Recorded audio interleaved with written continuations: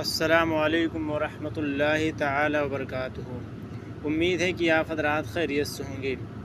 حضرت ابو ہریرہ رضی اللہ تعالیٰ عنہ کا ایک بہت ہی اہم واقعہ لے کر کے آپ حضرات کے حوالے کرنا چاہتا ہوں کہ حضرت ابو ہریرہ رضی اللہ تعالیٰ عنہ 3 دن سے بھوکے تھے، پھر کیا ہوا سنیں۔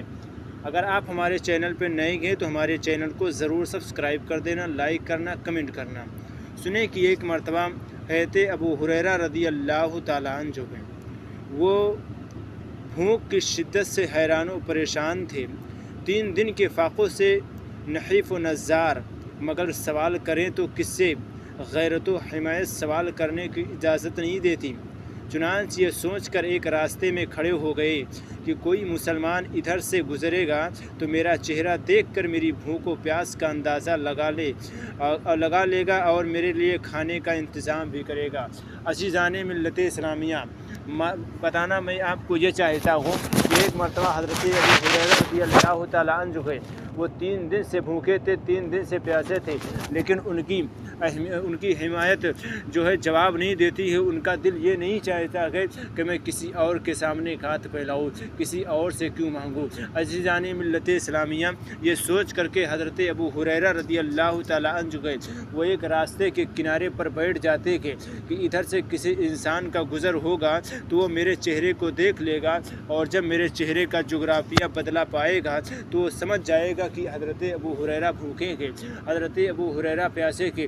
اس لیے کہ جب انسان صبح سے شام تک کچھ نہیں کھاتا ہے تو اس کے چہرے کا جغرافیہ بدل جایا کرتا ہے، اس کے چہرے کا مزاج بدل جایا کرتا ہے۔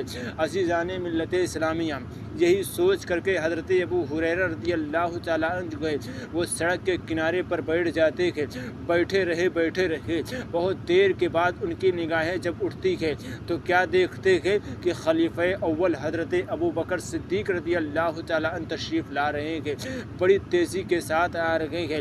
لیکن حضرت ابو ہریرہ کی نگاہوں نے دیکھا ہے تو کیا دیکھا ہے کہ حضرت ابو بکر صدیق جو ہے وہ اپنی نگاہوں کو جھکائے ہوئے آ رہے ہیں، وہ اپنی نگاہوں کو نیچے کیے ہوئے آ رہے ہیں، اپنے سر کو نیچے کیے ہوئے آ رہے ہیں۔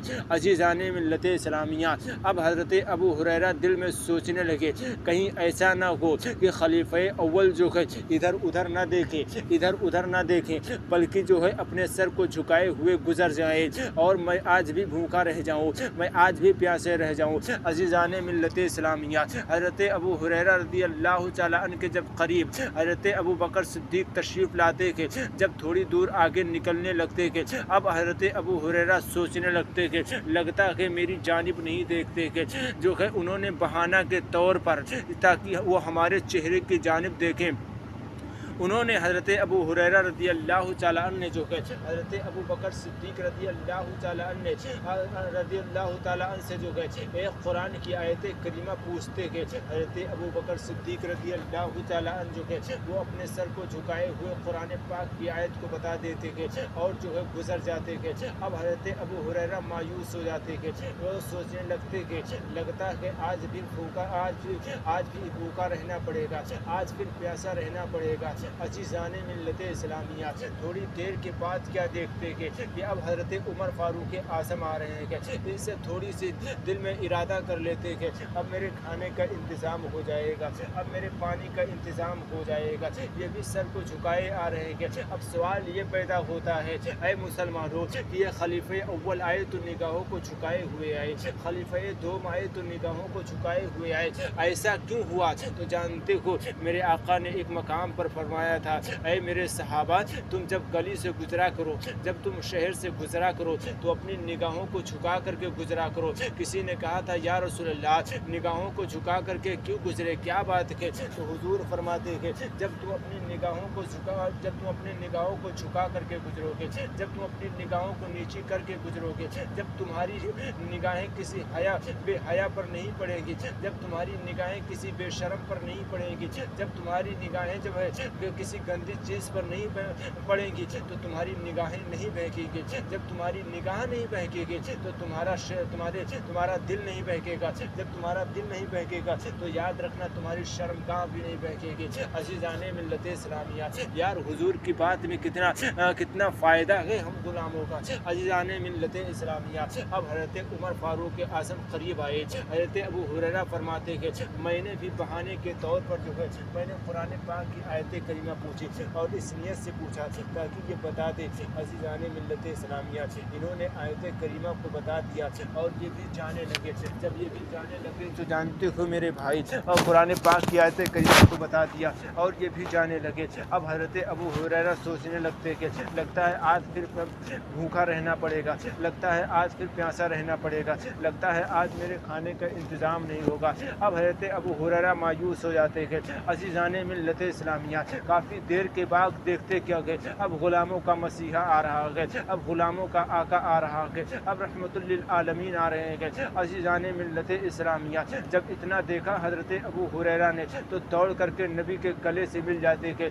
और फरमाते थे या रसूलल्लाह 3 दिन गुजर गए थे, अभी तक मैंने खाया नहीं है, अभी तक मैंने पिया नहीं है। लेकिन अबू हुरैरा बड़े फ़ख्र से ये बात कह रहे हैं, लेकिन ये नहीं सोचते कि जैसे शिकायत की जा रही है, जिससे बताया जा रहा है कि पता नहीं वो कितने दिन से खाना नहीं खाया होगा। अज़ीज़ाने मिल्लत इस्लामिया, जब हज़रत अबू हुरैरा रज़ियल्लाहु तआला अन्हु ने बताया या रसूलल्लाह 3 दिन हो गए मैंने खाया नहीं, 3 दिन हो गए मैंने पिया नहीं, तो हुजूर फरमाते हैं अय अबू हुरैरा तुम 3 दिन हो गए नहीं खाया, तुम 3 दिन हो गए नहीं पिया, मैं तो 1 हफ्ते से मुसलसल खाना नहीं खाया हो। अज़ीज़ाने मिल्लत इस्लामिया, जब हुजूर ने अपने कपड़े को उठा करके दिखाया तो शिकम पे जानते हो मेरे भाई पत्थर बंधे हुए थे, हुजूर के पेट पर जो है पत्थर बंधे हुए थे।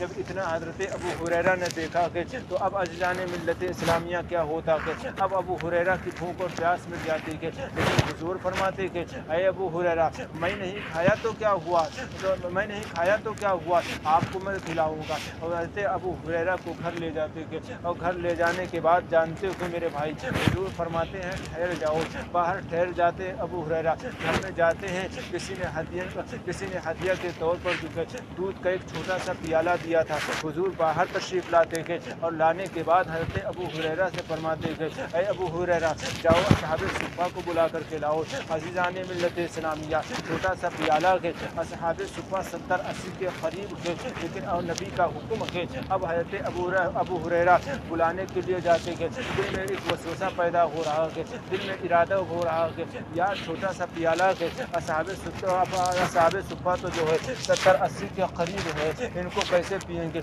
लगता है मेरा पेट नहीं भरेगा। लेकिन उन्हें क्या मालूम था ये रहमतुल लिल आलमीन है, जिस चीज़ को छू देंगे उसमें बरकत ही बरकत होगी।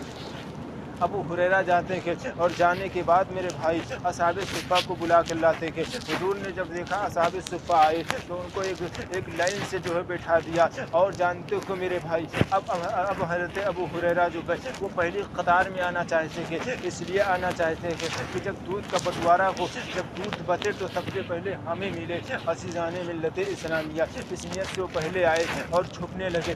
लेकिन हुजूर ने फरमाया अय अबू हुरैरा दूध को बांटो, दूध को तक़सीम करो।